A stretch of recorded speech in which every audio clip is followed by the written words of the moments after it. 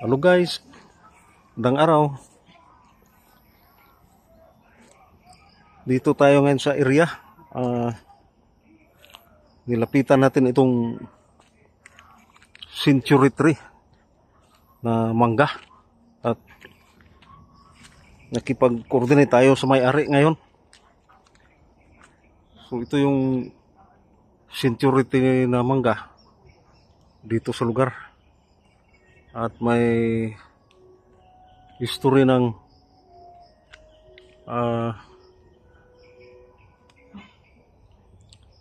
hidden treasure sa lugar na ito. So ito yung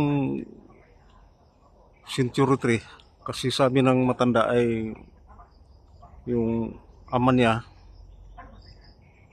noon buhay pa ay sumubra na daw ito ng almost 100 years. Mahigit 100 years ang punong mangga na ito. Ayan. At kung titingnan mo ay parang may malaking bawat tagiliran ay parang letter T. Ayan. Parang letter T kasi yung isang kuwan doon, dulo ay naputol na. Siguro dahil sa tagal ng panahon. Ayan.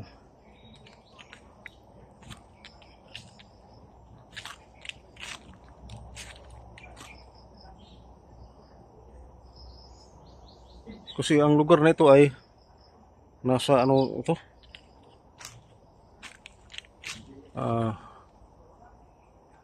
Usidalman, Zamboanga del Norte.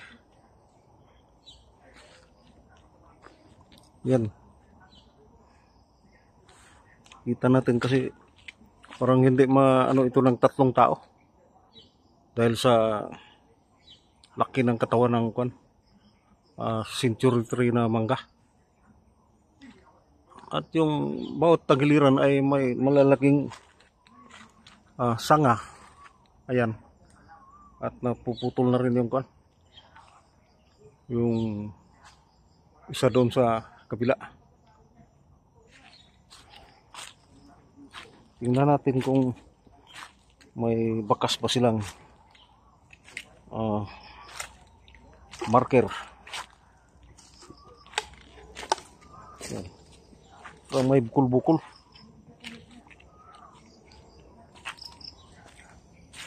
Yan. Maraming bukol-bukol sa katawan niya. Yan. Isa dito sa baba. Tatlo doon sa itaas.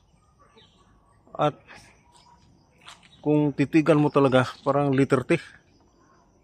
So yung isa doon ay naputol na. Ito sa kabila. At ito, meron pa. Malaki talaga.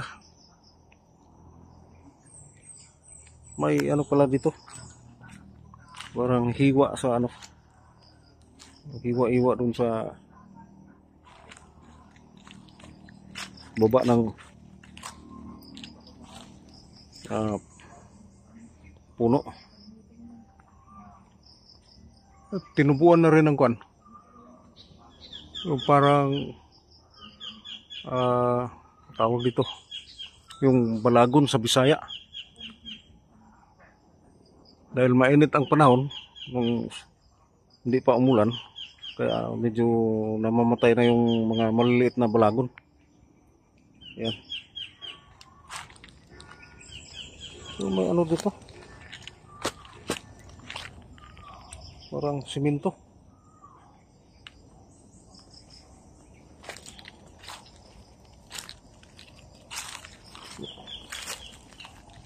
Yan.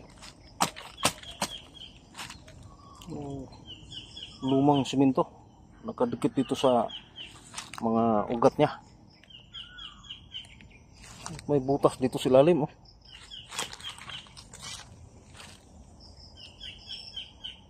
At may mga bukol-bukol dito. Itong sarapan ko. Yan, parang may ano, hiwa-hiwa sa bukol niya. Yan. Ito malaki itong nasa ibabaw. Doon sa itaas. Talagang hindi ano ito. Dipa ng 3 tao. Dahil sa malaki ang katawan ng century tree na mangga na ito.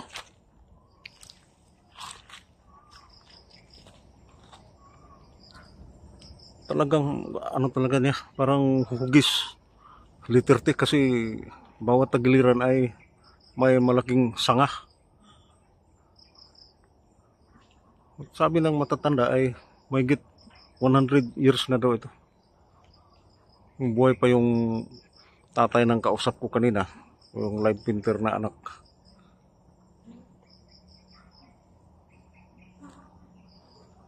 So dito sa ano, palibot niya ay parang ang tawag dito yung anahaw na puno.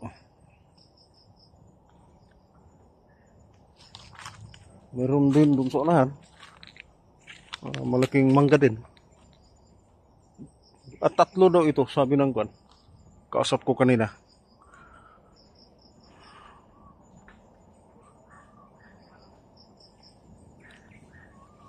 Ay mga ano din, mga kawayan sa palibot.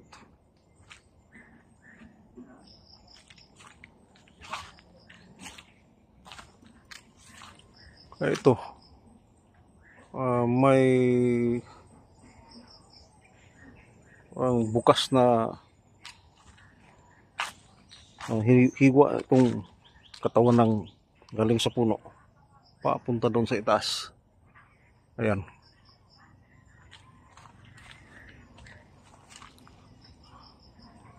May ano lang, may simento.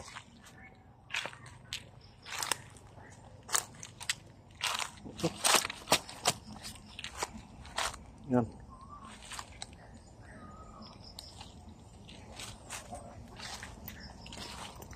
Isang punong lumang mangga dito sa lugar. At ang history kasi, dito tumira daw noon yung mga ilang plato na Japanese Imperial Army dito sa lugar.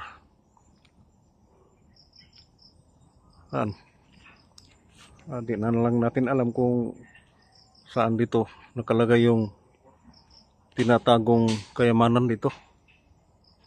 Kasi kapag may history ng Japanese during World War II, so may ano talaga.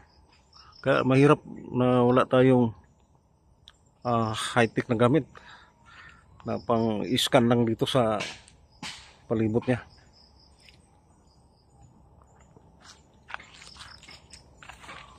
Ito mga niyog na ito ay mga luma na rin. Ayan. Meron din dito sa tabi ng malaking mangga. Ito talaga ang ano niya, nakapagtataka. May bukol-bukol sa katawan. Ayan.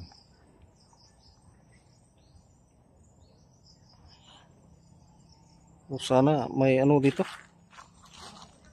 May ano lang tayo. Gamit para ma-scan ito. Malalaman natin kung saan ang detection dito sa lugar. Parang may ano dito. Butas. Ayan. Butas dyan sa ano. Malalim siguro ito. Hindi lang natin lapitan, baka may ahas. Kaya tulang muna tayo, naka-focus sa katawan ng lumang mangga o century tree na mangga. Ayan. So ito lang guys. bahagi sa atin sa inyo. Ah? Oh, salamat guys.